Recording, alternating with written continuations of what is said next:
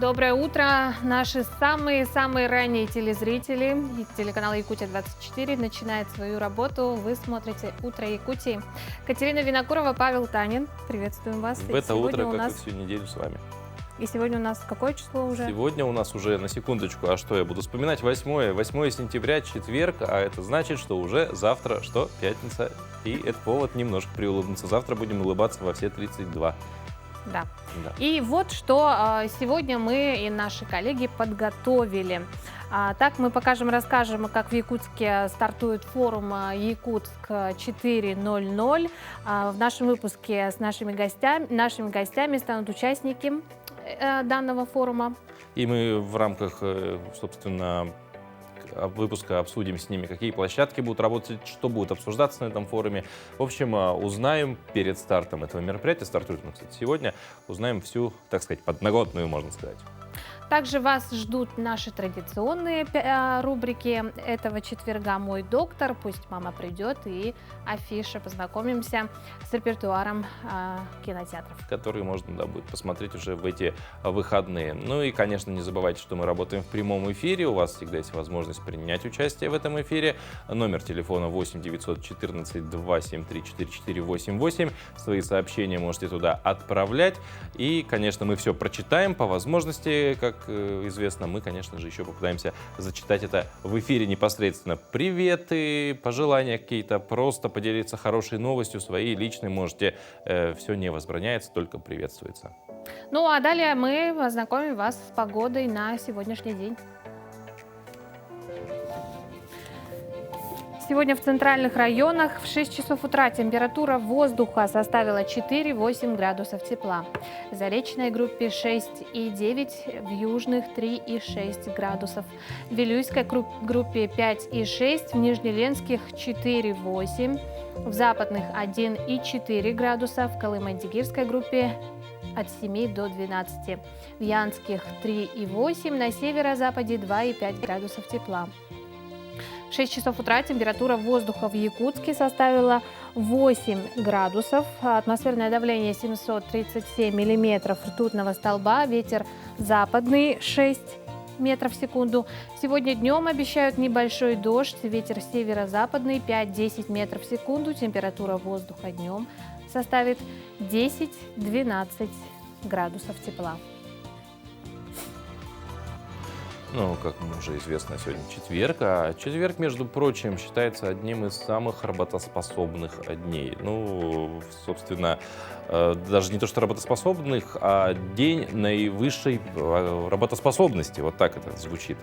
Четверг является самым трудным днем недели, и вот по мнению исследователей из Сиднейского университета, на этот день приходится наибольшая интенсивность работы, потому что нужно сделать то, что накопилось за первую половину недели, и что нельзя отложить на следующую. Четверг становится кульминацией рабочей недели, когда сотрудники максимально включаются в рабочий процесс. Именно в этот день, как выяснилось в исследовании, сотрудники демонстрируют максимальную вовлеченность, оптимизм, веру в свои силы и готовность организации их по справедливости оценить. Мне вот очень понравилась формулировка «максимальная вера в свои силы», то есть в понедельник мы не верим, да, в себя вообще. А мне понравилось, что оптимизм включается в этот день. Кстати, я очень соглашусь с этим исследованием. Ты тоже в четверг У меня вот так же. Да? А у тебя как? Ну, я на дни недели не делю, потому что я больше привержен, наверное, к часам дня, ну, времени дня, то есть я могу в любой день там спонтанно в 8 часов проснется невероятная работоспособность, а как бы работа-то закончилась уже, и такой как бы, ну, не срослось, не получилось немножко, вот, а так я думаю, что все-таки понедельник или вторник, начало недели, это, на мой взгляд, дни, когда нужно максимально вложиться. Ну, такие самые сложные, да? Не то, что сложные, а вот именно ты в эти первые дни максимально все сделаешь, и ты себе в остаток недели уже облегчаешь. То есть ты не копишь себе там до четверга, до пятницы, как вот мы говорим про четверг сегодня, а наоборот в первые дни поработал. Отдаешься, да, а потом полностью работаешь. Это как про институт раньше говорили. Первые 3 курса ты работаешь на зачетку, а потом зачетка работает на тебя. 4-5, да, такой немножко халява, да. Да, что-то наподобие этого. Поэтому лучше в первые дни выложиться максимуму. Ну вот такой вот четверг в плане дней недели. Ну а что нам готовит четверг 9 сентября? 8-го. 8 сентября я уже живу с завтрашним днем, пятницей. Вот что нам готовят, какие даты события произошли в этот день, узнаем в нашей рубрике. На календаре 8 сентября. Сегодня отмечают День Бородинского сражения, Всемирный день физиотерапии, День Новороссийской военно-морской базы ВМФ Российской Федерации, День посиделок на кухне, Международный день грамотности, Международный день солидарности журналистов. Также 8 сентября отмечают День финансиста – профессиональный праздник, в котором принимают участие все, кто имеет отношение к экономической деятельности. Среди них чиновники Министерства финансов Российской Федерации, банкиры, работники коммерческих отделов предприятий частной и государственной формы собственности. По народному календарю праздник посвящен памяти мучеников Адриана и Натальи. Этот день посвящают уборке урожая овса. Первый сноп по традиции ставят в углу возле икон и хранят как оберег. В этот день принято ставить на стол угощения для святых Адриана и Натальи, блины и овсяный кисель. Также готовят лакомства из овсяного толокна с охлажденной кипяченой водой и солью. Утренние заморозки предрекают раннюю и холодную зиму. События в этот день. В Москву из Владимира перенесена Владимирская икона Божьей Матери. Екатерина II поручила английскому доктору Томасу Димслейду начать делать в России прививки от оспы. В 1801 году в Санкт-Петербурге заложен Казанский собор. Образовано Министерство юстиции Российской империи. В Санкт-Петербурге открылось движение конок по Невскому проспекту. Создано Всероссийское общество слепых. В 1930 году Ричард Дрю изобрел клейкую ленту – скотч. В этот день родились Ричард I – львиное сердце, английский король, крестоносец. Наталья Гончарова, Пушкина-Ланская, русская аристократка, супруга великого русского поэта Александра Сергеевича Пушкина. Людмила Целиковская, советская актриса театра и кино, народная артистка РСФСР. Казбек Хамицаев, российский альпинист, руководитель проекта «Россияне на вершинах мира».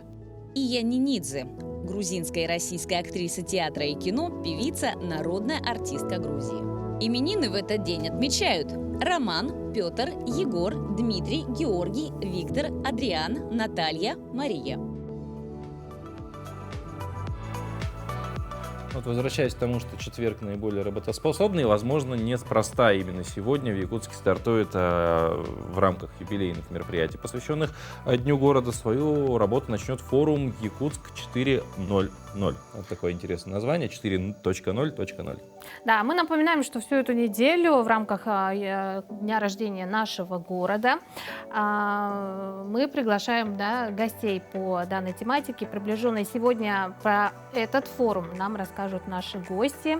Это президент Ассоциации специалистов в сфере гражданских и социальных инициатив «Статус», эксперт Федерального агентства по делам молодежи Жанна Котова и генеральный директор Фонда Единого ресурсного центра поддержки и развития гражданских инициатив Республики Саха и Фонда «Семья для ребенка» Ольга Вешникова. Жанна, Ольга, доброе утро. Доброе утро. Ну и первый вопрос, конечно же, в общем о форуме. Да, расскажите, вот, Ольга, как организатор, что за форум, для чего проводится, ну, сколько блоков, площадок будет там?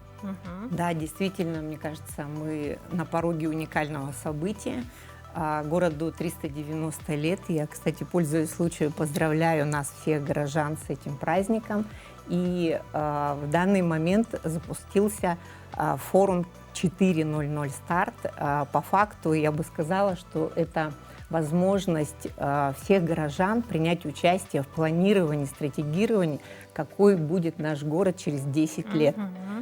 И в данный момент сегодняшнего дня, вчера прошла молодежная площадка, а сегодняшнего дня стартует 6 различных площадок на территории города Якутска, где мы будем стратегировать, проводить форсайт-сессии, кейс-сессии, честные диалоги, народные микрофоны и так далее.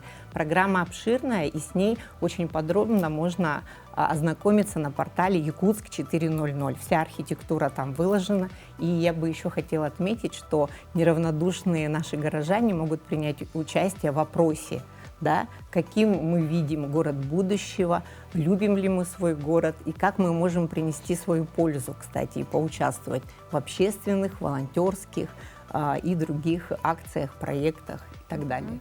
Ну и перейдем непосредственно конкретно к вашей площадке, да, Якутск, город идей и возможностей для каждого называется она.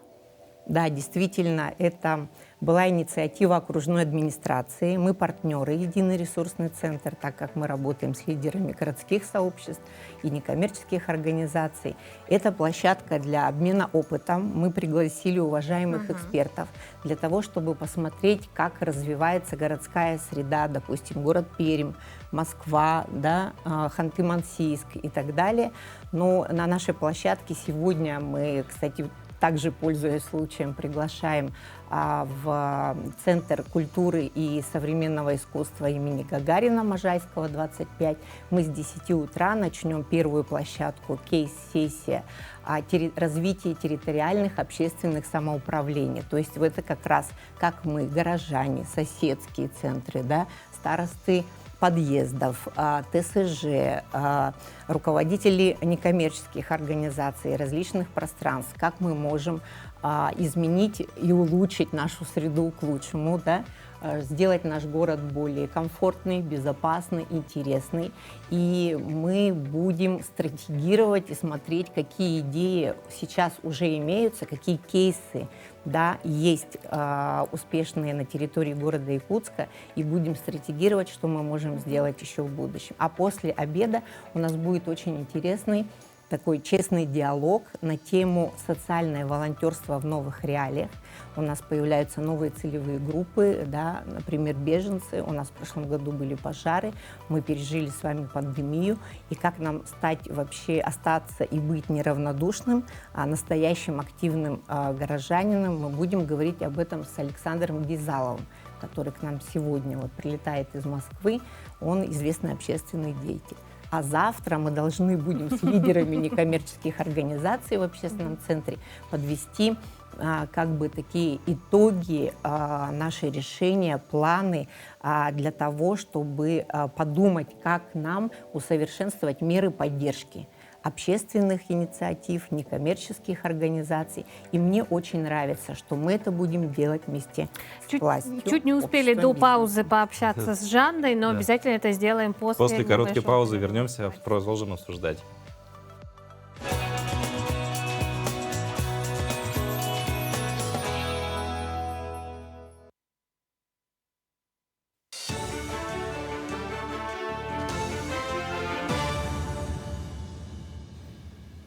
Вы смотрите новости. Доброе утро.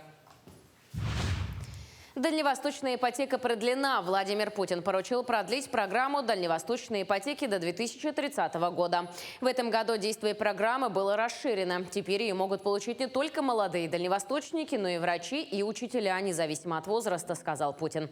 Программа реализуется с 2019 года. В рамках программы льготная ипотека выдается молодым семьям, полным и неполным, участникам программы «Дальневосточные гектары», гражданам, переехавшим на Дальний Восток по региональным программам повышения мобильности трудовых ресурсов. Максимальная сумма кредита составляет 6 миллионов рублей. Кампания вакцинации от COVID-19 идет по всей республике. Так, в Нюрбинском районе уже с начала августа на вакцинацию приходят за неделю более 100 человек. Вакцины имеются в достаточном количестве: «Спутник Ви», «Эпивак Корона», «Ковивак» и для подросток «Спутник М». На сегодняшний день больных коронавирусной инфекцией насчитывается более 100 человек. В стационаре проходят лечение 14 пациентов. Остальные лечатся амбулаторно. Кроме этого, началась сезонная вакцинация населения от гриппа. Отныне жителям Магана не придется ездить в город для того, чтобы обратиться к специалистам МФЦ. В поселке открылся сектор электронных услуг. Теперь жителям достаточно обратиться в библиотеку «Библиополе», чтобы в полной мере получить необходимые государственные услуги. Специалисты библиотеки помогут зарегистрироваться на госуслугах и подать заявку. Также на месте можно сделать копии или распечатать документы. Напомним, это 4-й сектор электронных услуг. Ранее его открыли в столице в библиотеках «Смарт», «Созвездие» и в библиотеке имени Белинского. Подобная практика оказалась востребована среди жителей. Я очень рада, что в нашем поселке открылась такая услуга. Я как многодетная мать, как получатель пенсии, инвалид, очень, ну, рада, очень часто пользуюсь сектором электронных услуг. И каждый раз, чтобы ездить в город, это бывает иногда, ну, затруднительно, ну, чтобы детей оставить кому там, и так далее. В поселке Нижний Бестях Мегино-Кангаласского улуса началось строительство объекта Центра культурного и досугового комплекса.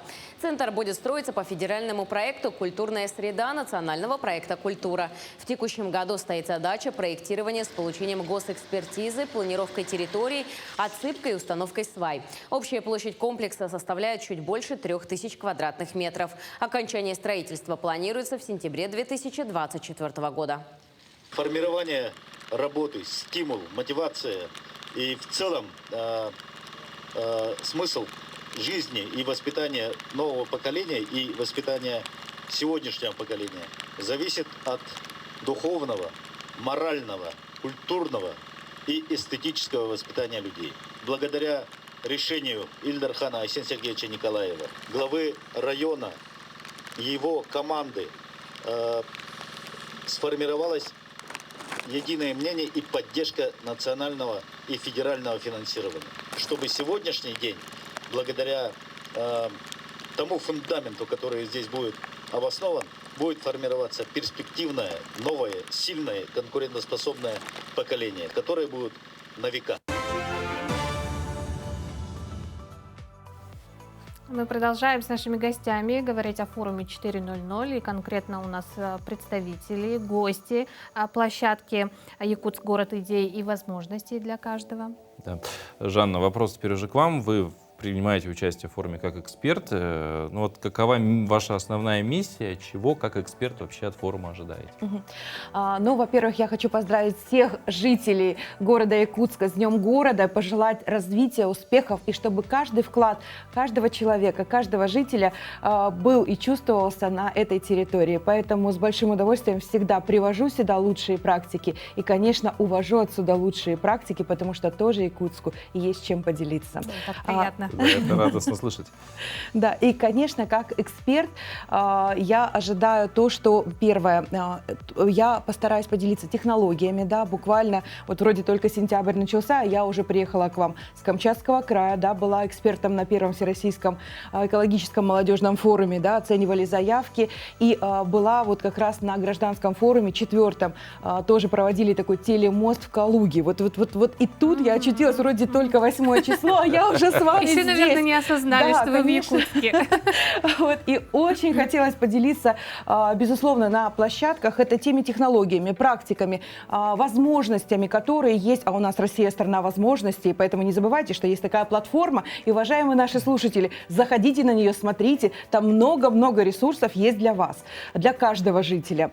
И, конечно, хотелось бы первое, это познакомиться с теми практиками, которые точно представятся на площадках, да, познакомиться с новыми лидерами, это всегда новые знакомства, это возможность как раз рассказать о ваших технологиях на других территориях, да, потому что я такой амбассадор Якутии, я могу точно сказать вам, и с большой любовью уже работаю на протяжении нескольких лет с Якутией, и хочу отметить, что, конечно, хочется, что любой форум – это всегда подведение итогов и старт чего-то нового, да, и хочется, чтобы вот как раз старт вот этот был дан на наших площадках, и мы его постараемся, конечно, как сказать, вдохновить, зацепить, да, и не оставить равнодушного каждого жителя города Якутска, потому что за 10 лет, я уверена, через 10 лет это будет еще краше город, еще инициативнее, потому что каждый житель города может сегодня принять участие в том или ином направлении, независимо, где ему самое главное интересно, потому что сейчас возможности, и мы будем тоже о них говорить, что были созданы и такую инициативу предлагать,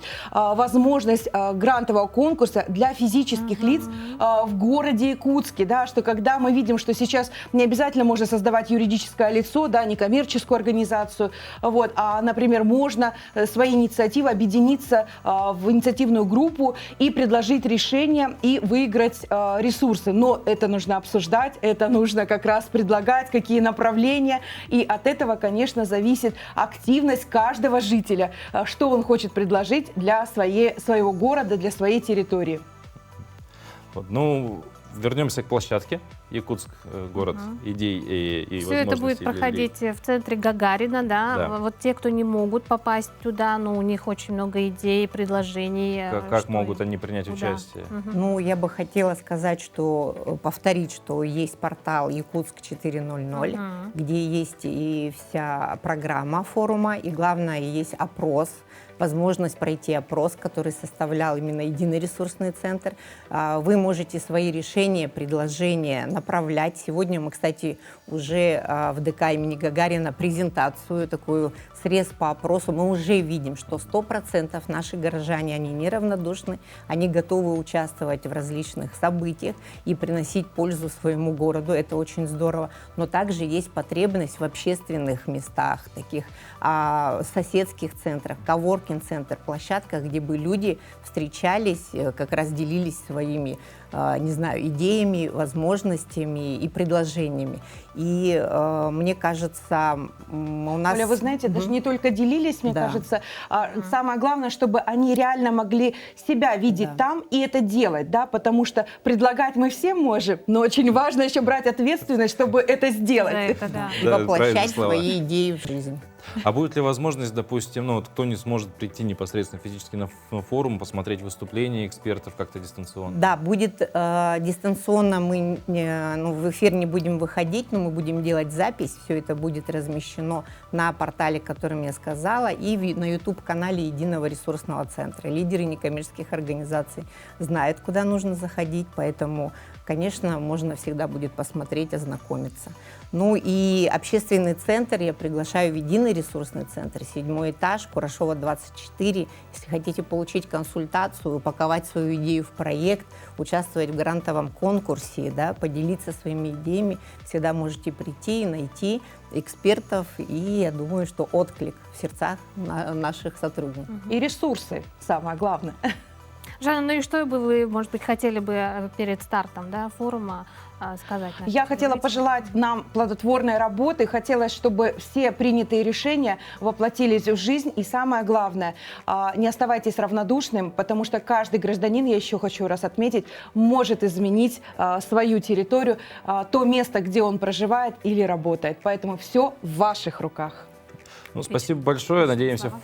цели, которые преследуете лично вы для участия, ну, для проведения этого форума, будут достигнуты. Действительно, огромное количество людей вовлечется именно в работу по созданию, города будущего, назовем это так. Я думаю, я не ошибусь. Если... Удачи сегодня, очень плодотворного дня вам, Спасибо. девушки. Спасибо. Спасибо. Ну, а мы продолжаем наш эфир, и самое время сегодня подумать, в том числе, учитывая погоду, очень ветрено в Якутске, говорите. подзаботиться, подумать о здоровье. Поэтому наша традиционная рубрика «Мой доктор» ждет На вас. очереди.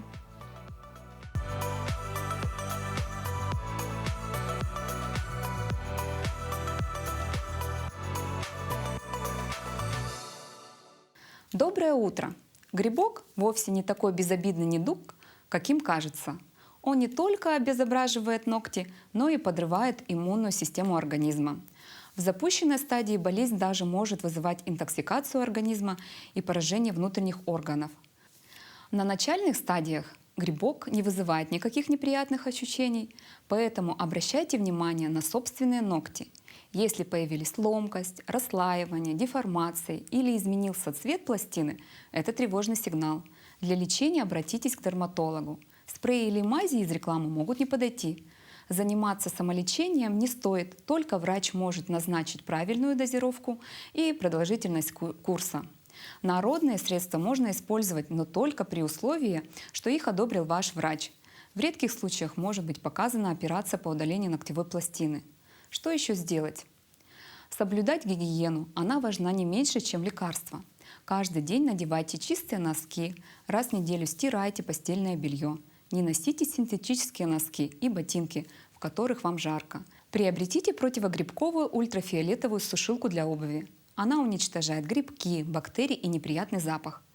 Как предотвратить повторное появление грибка? Соблюдайте те же правила гигиены. Не пользуйтесь чужими полотенцами и не делитесь своими.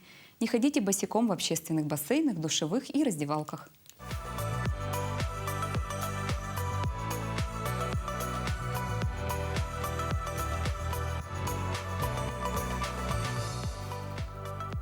А мы продолжаем говорить о здоровье. Так, физические упражнения могут снизить риск заражения COVID-19. Новое исследование показало, что регулярная физическая активность связана с более низким риском заражения COVID и его тяжестью, включая госпитализацию и смерть. Об этом говорится в объединенном анализе, опубликованном в британском журнале спортивной медицины. Достаточно еженедельно тратить не менее 150 минут на физические упражнения умеренной интенсивности или не менее 75 минут на интенсивные упражнения. Предыдущие исследования показывают, что физическая активность может снизить как риск заражения, так и тяжесть респираторных инфекций, по крайней мере частично, благодаря ее способности укреплять иммунную систему. Знаешь, я очень часто хожу пешком и вообще стараюсь по мере возможности вообще всегда ходить пешком, ну, за исключением, когда у нас минус 45. Бывает. Не, на самом деле ходьба вообще считается, ну, я думаю, одним из самых таких, и, ну, во-первых, доступно, понятно, что это не нужно идти в спортзал и так далее, ты можешь просто от дома до работы пройтись, и плюс достаточно эффективным, правда, количество шагов влияет, есть же норма, да, 10 тысяч шагов в день, это залог, ну, как минимум, хорошего самочувствия и достаточно крепкого здоровья. Да, ну и вообще это позволяет быть в форме, мне кажется. То есть ходишь ты много? Хожу я достаточно Да, много, я больше тоже. 10 тысяч шагов. Вчера я ходил много, сегодня буду ходить мало. У меня это как-то вот так. Вчера 15 тысяч, сегодня 5. Да. Вчера 15, сегодня 5, в среднем 10 получилось. Среднее арифметическое. Ну, между тем, Институт иммунологии Федерального медико-биологического агентства России разработал вакцину, не поверишь, от аллергии. Об этом сообщает Интерфакс со ссылкой на главу агентства Веронику Скворцову. По ее словам, сейчас препарат проходит клинические исследования против разных видов полинозов. Проявляет себя пока очень хорошо, эта вакцина, отметила Скворцова, выступая на сессиях в рамках Восточного экономического форума, который проходит во Владивостоке. Ранее в Федеральном фонде обязательного медицинского страхования напомнили, что множество лабораторных исследований и анализов, в том числе и на аллергены, входят в состав обязательного перечня медицинских услуг по полису ОМС. При этом самостоятельно определить, на что появилась аллергическая реакция, вряд ли получится, так отмечают специалисты. Но вакцинация от аллергии, мне кажется, такая полезная штука. Мне кажется, да. Давно уже, да, нужно. Где вы были раньше? Потому что аллергиков очень становится много. Больше. Да, ну, вот появилась вакцина. Это здорово. Тем временем сейчас наступает сезон гриппа, и ОРВИ скоро вот уже буквально стучится, я слышу, стучится в двери.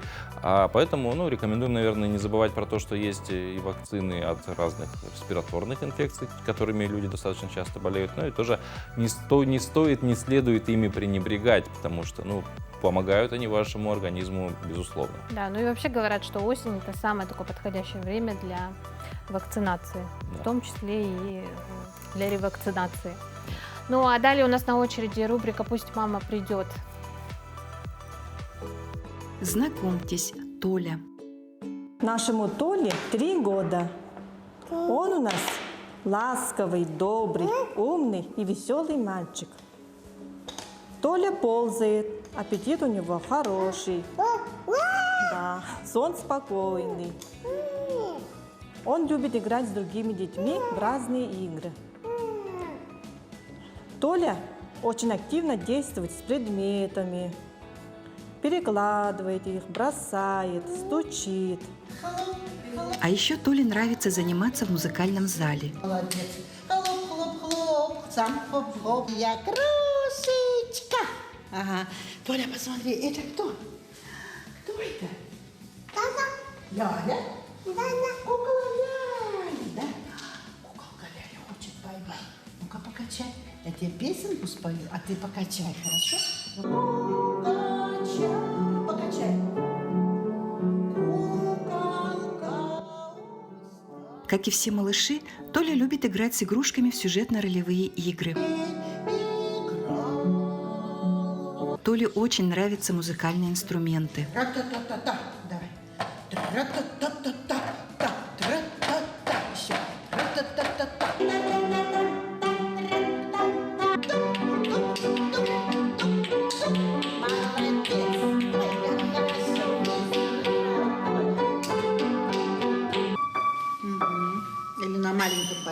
принесла домой. Принесла. Давай, Толя, вот здесь вот. Ну-ка, поиграй.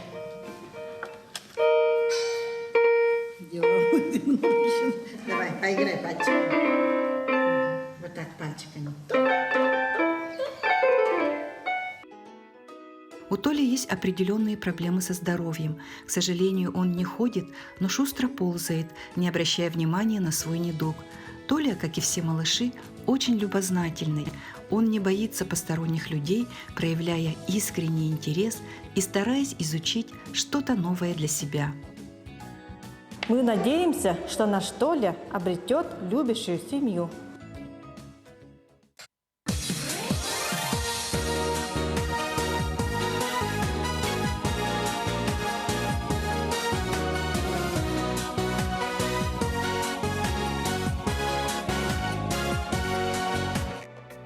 Но уже в эти выходные каждый день мы об этом говорим, не устанем говорить и завтра, и сегодня мы тоже об этом скажем. В эти выходные Якутск отметит 390-летие, юбилейную дату, День города. Ну, достаточно большой срок, достаточно большой возраст для города, в принципе. И в течение всей недели мы рассказываем вам, ну, вот каждый день о жизни города. Да, говорили о 16-м, 17-м, о 17-м, 18-м, а сегодня вот у нас 19-й уже. Сегодня 20 век. 20-й? Секундочку уже. Ну, сегодня четверг, но сегодня 20 век. Поэтому давайте посмотрим, какова была жизнь в Якутске в 20 веке. –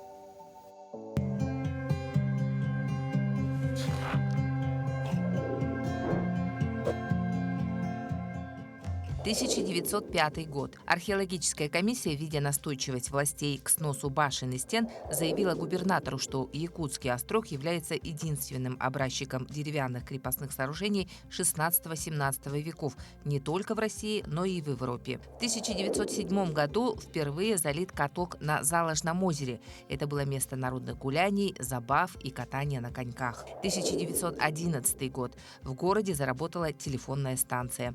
Ручные коммутаторы на 50 номеров и 55 телефонных аппаратов. 9 декабря 1911 года в здании публичной библиотеки состоялся первый кинопоказ. 1912 год. 5 октября состоялось торжественное освящение и открытие нового двухэтажного каменного здания. Ныне это историческое здание Национальной библиотеки. В 1920 году в Русском народном театре прошли первые спектакли. 8 октября 1925 года на Зеленом лугу под Якутском приземлился первый самолет «Сопвич». В 1935 году открылся парк культуры и отдыха. В том же году по улицам Якутска начал курсировать первый автобус общего пользования. Плата за проезд составляла 50 копеек. 23 июня 1941 года вышел совместный экстренный выпуск газет «Социалистическая Якутия» и «Кым», на первой странице которого было написано: «Наше дело правое, враг будет разбит, победа будет за нами». В 1956 году на базе пединститута открывается Якутский государственный университет. Первую лекцию прочитал ректор вуза профессор Аксентий Мординов. 1963 год. Введено в эксплуатацию здание главпочтамта. В 1966 году случилось одно из самых крупных наводнений. Часть города быстро превратилась в Венецию. Водой были охвачены улицы Северная, Губина, Богатырева, Черяева. 25 октября 1967 года на площади Ленина открыли монумент Владимиру Ильичу. Во время открытия белое полотно зацепилось и никак не хотело падать. Пришлось вызывать пожарную машину. В 1982 году построена телевизионная башня. Ее высота 241 метр. Монтировалась телебашня с помощью вертолета. Она входит в десятку самых высоких телебашен России. 8 ноября 1985 года в Якутске родился миллионный житель республики Василий Герасимов. С 1998 года СЭХ Якутска проводится на новом месте в местности Юскатын.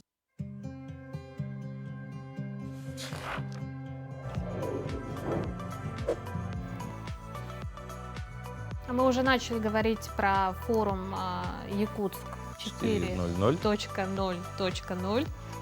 И поговорили мы о площадке Якутского развития. Да? А на очереди у нас У нас на очереди площадка замечательная, связанная с библиотечным делом, вообще с развитием библиотек.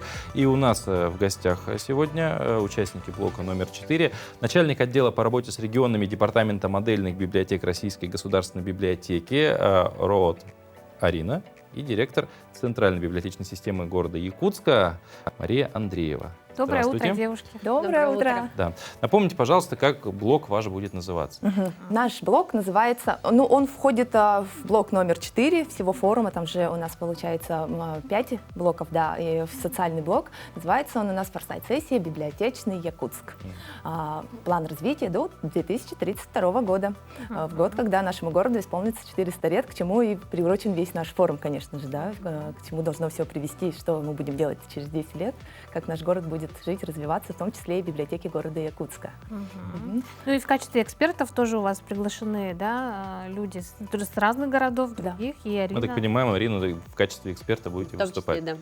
Ну вот что из себя будет представлять сессия вот, библиотечная? Я буду называть ее библиотечная сессия. Наверное, она будет связана с библиотеками. Что она будет из себя представлять, что будет обсуждаться, какие цели ставятся? Давайте так. Я напомню просто нашим телезрителям, что в городской округ город Якутск входит 18 муниципальных библиотек.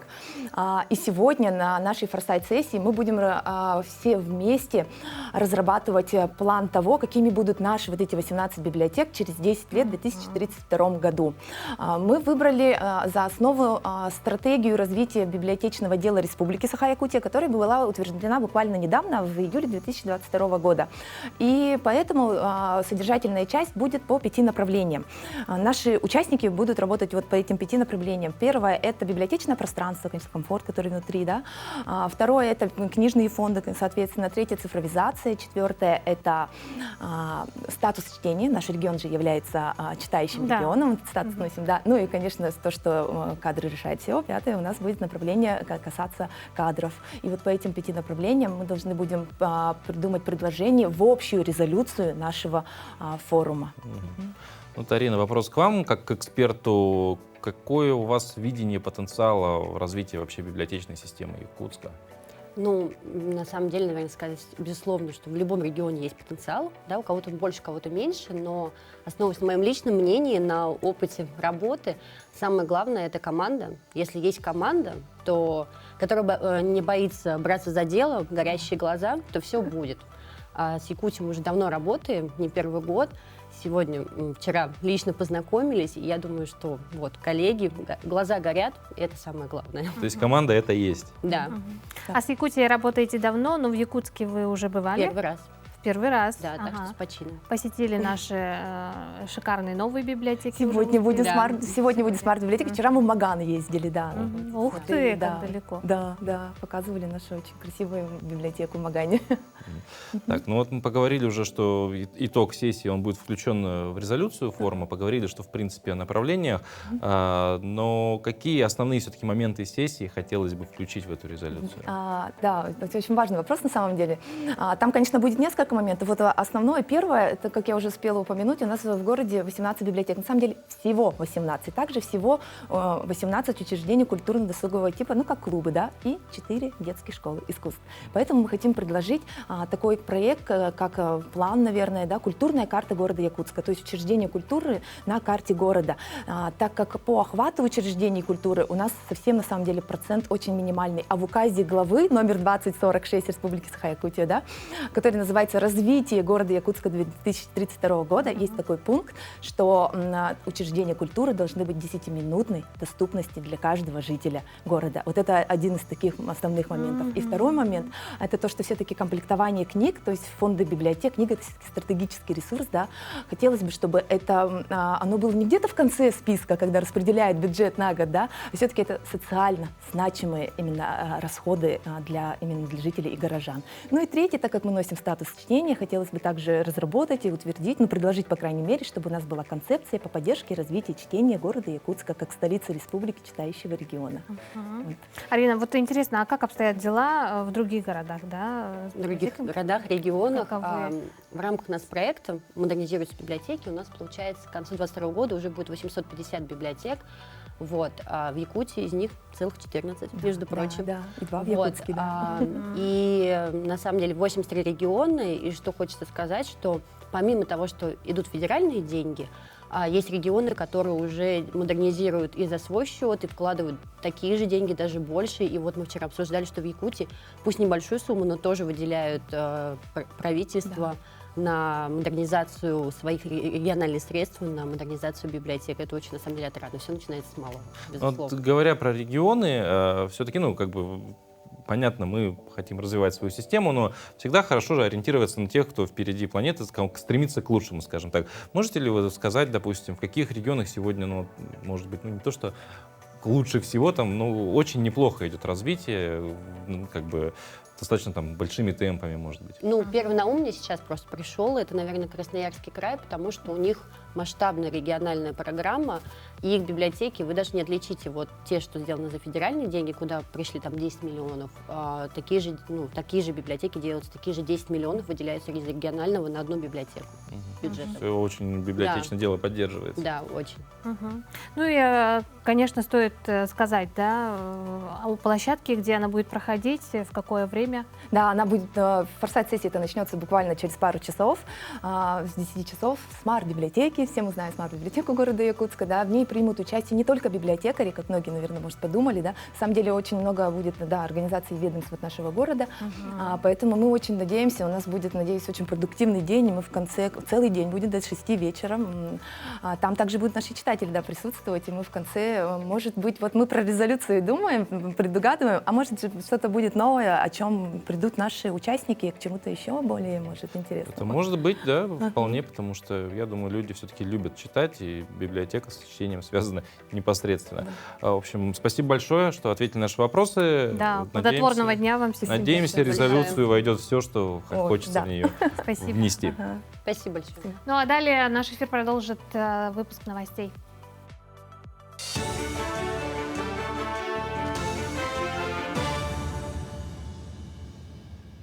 В эфире новости. Доброе утро. План заготовки грубых кормов в этом году в Горном Улусе составляет более 12 тысяч тонн сена. Сенажа 500 тонн. На сегодня всего заготовлено 8 тысяч тонн сена, что составляет 65% от плана. Из них мобильными бригадами 850 тонн. Во всех поселениях травостой средний. Выход на сенокос усложняется в связи с обильными осадками и таянием грунтовых вод. По информации глав поселений, подтоплено 27% от сенокосных угодий. На данный момент заготовили 50% сена от потребности на слега. Нами организованы мобильные бригады, которые на сенокос ездили в село Хатасы и Бердигостяский на слег. Порядка мобильными бригадами заготовлено около 300 тонн. При этом остается потребность населения на зимовку скота в количестве 450 тонн. Среди аграриев одной из первых второй хлеб начала собирать фермер Розалия Петрова из села Актемцы. На площади 12 гектаров она выращивает 3 сорта картофеля – тулунский ранний, розара и ред скарлетт. Сбор тулунского раннего начался еще в первых числах августа. Сейчас идет уборка розары. Впереди элита – ред скарлетт. На сегодняшний день картофеля собрано с площади 7 гектаров. Кстати, к уборке картофеля Розалия Петрова привлекает людей со стороны при условии 13-й собранный мешок с собой бесплатно. В основном приезжает с Якутска, с ближайших улусов, с Горного Улуса и наши местные кадры, местные жители. Картошка, конечно, по сравнению с прошлым годом даже очень хорошая. Но в среднем нынче 110-120 центнеров гектара будет, получается, 11-12 тонн с гектара. В эти дни работники Амгинской ветеринарной службы проводят витаминизацию домашних животных. Проведение весенних и осенних плановых профилактических ветеринарных обработок является обязательным мероприятием для всех владельцев животных, как общественного, так и частного сектора.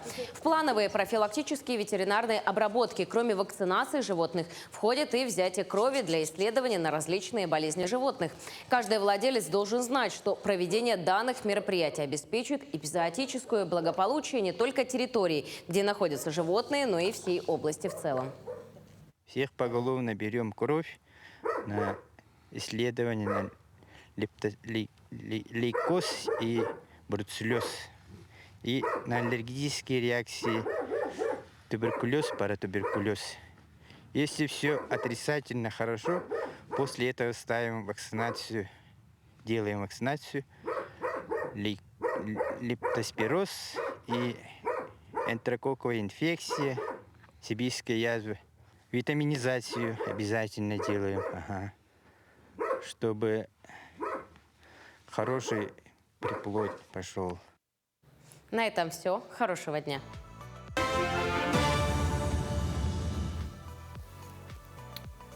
Сегодня у нас 8 сентября, а пару дней назад, 6 сентября, был вот интересный такой праздник – Международный день рыжих людей. Да, хотя в России этот праздник широко не отмечают, но все-таки рыжие у нас тоже есть. Да, вот чем отличаются люди, и не только по цвету волос, кстати. Вот, чем же отличаются люди вот с таким особенным цветом волос, ну, расскажет Туяра Филиппова. Как утверждают ученые, рыжих людей в мире не так много. Всего от 1 до 2% от общего числа жителей планеты. И мы решили узнать, есть ли такие уникумы в Якутии. И, к нашему удивлению, обнаружили их целых 3 и всех в одном месте – в Русском драматическом театре. Актрисы Алла Бузмакова, Екатерина Нарышкина, Мария Ларина, обладательницы рыжих волос, унаследовали свою особенность от родителей. Кто-то от мамы, а кто-то от отца. Досталось мне это от папы. Папа был рыжий, но со временем стал русый. Детям моим это не передалось. Кстати, передается или нет рыжий цвет волос детям зависит не от одного, а нескольких генов. Поэтому у рыжеволосых родителей могут быть детки с другим цветом волос и наоборот. Рыжеволосый ребенок может родиться не только у рыжих родителей. Такой вот парадокс. И я очень надеялась, что все-таки мой цвет волос и цвет волос моего супруга передастся моим детям. Ну, как-то не случилось. Надеюсь, может быть, внуки будут рыжие. Дедушка тоже был рыженький, кудрявенький. Ну, такой в разном оттенке все, конечно, но этот ген рыжести есть. Рыжий цвет волос – это, как говорят ученые, красивая аномалия. Мутация гена феомеланина. Его в организме медноволосых много. Отсюда и огненный цвет волос. Ты яркий, ты запоминаешься. То есть, а вот это вот рыжая, еще в студенчестве, вот эта рыжая кудрявенькая, вот это вот она. Все актеры это любят. Да, в центре внимания быть. Тут никуда не денешься. И, скорее всего, именно гены рыжести, по признанию наших героинь, способствовали и выбору профессии. Потому что это еще как-то на характере отражается. Ну, какая-то я шебутная, что ли, энергичная, огненная. Благодаря огненному характеру на сцене кипят нешуточные страсти. А за кулисами актрисам с нетипичной внешностью порой приходится и конкурировать. Бывает, что да, нас ставят на какие-то похожие роли или на одну роль нас ставят. А сейчас в «Капитанской дочке» случилось так, что в одной семье служанки 2 рыжие, я и Маша. Несмотря на свою дефицитность, рыжие, где бы они ни были, заявляют о себе очень громко. Вспомним из истории. Колумба, Александра Великого, Леонардо да Винчи, Екатерину II, Уинстона Черчилля, Оливера Кромвеля и многих других. И, похоже, недавние предположения ученых о том, что мутация гена рыжих свидетельствует еще и о более высоком интеллекте, дает нам повод уважительно и более бережно относиться к представителям этого редкого типа человечества. Туяра Филиппова, Григорий Хлопков, Якутск. Ну, а пока мы смотрели этот сюжет, выяснилось, что День рыжих — это переходящая дата. Да, в этом году. От чего главный редактор нашей программы порыжел, сидя за экраном. Ну а что еще рыжая? Осень, конечно же, золотая, но иногда она бывает и рыжая, в зависимости от того, какие растения. А мы, в свою очередь, поздравляем всех рыжих с прекрасным днем. Обязательно. А сейчас мы узнаем, какие же киноновинки можно уже в эти выходные будет посмотреть в кинотеатрах и провести свой досуг.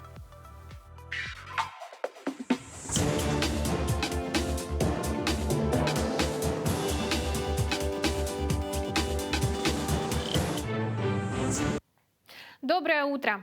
Сказочная мелодрама с Идрисом Эльбой и Тильдой Суинтон, а также мистический фильм ужасов стартует сегодня в кинотеатре «Лена». Долгожданная романтическая фэнтези «3000 лет желаний» по рассказу английской писательницы Антонии Байет. Премьера фильма состоялась на Каннском фестивале. В режиссерском кресле, а также в качестве продюсера и сценариста выступил Джордж Миллер, известный по тетралогии «Безумный Макс», сказки «Бэйб» и «Иствикским ведьмам». То есть настоящий голливудский корифей с множеством наград и номинаций, включая «Оскар», за свой мультфильм «Делай ноги», полученный в 2007 году. По сценарию ученая-наратолог Алитея Бинни прилетает в Стамбул на научную конференцию. На базаре она покупает старинный сосуд, из которого случайно выпускает джинна. Тот предлагает женщине исполнить 3 любых ее желания. Но Алитея не спешит их загадывать. Ей особо нечего желать, к тому же она прекрасно знает, чем чреваты сделки с джиннами. Вместо этого она просит рассказать, как же он очутился в бутылке. Загадай желание! Спаси себя! У меня есть желание. 3000 лет желаний. По сюжету хоррор ленты «Проклятая». Супруги Дэниел и Тереза Снайдер, беспокоясь за состояние своей дочери Розали, переезжают в маленький провинциальный городок на Среднем Западе. Но их старания оказываются напрасными. Вокруг девочки снова по странным причинам начинают умирать люди. У режиссера Уилла Клипстайна это вторая работа как постановщика после комедии «Эволюция» Эндрю Эндрюса. Ранее он был больше известен как актер. Немного смущает тот факт, что Клипстайн не работал в жанре ужаса, но в то же время именно это и интересно. Может ли он предложить новый взгляд на хоррор?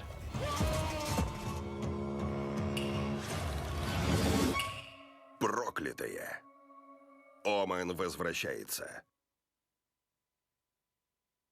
Напомню, это были премьеры 8 сентября от кинотеатра «Лена».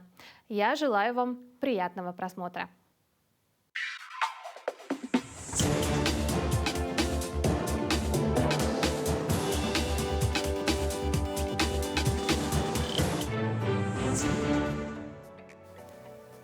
Вот такие премьеры нас ожидают, достаточно интересные. Премьеры.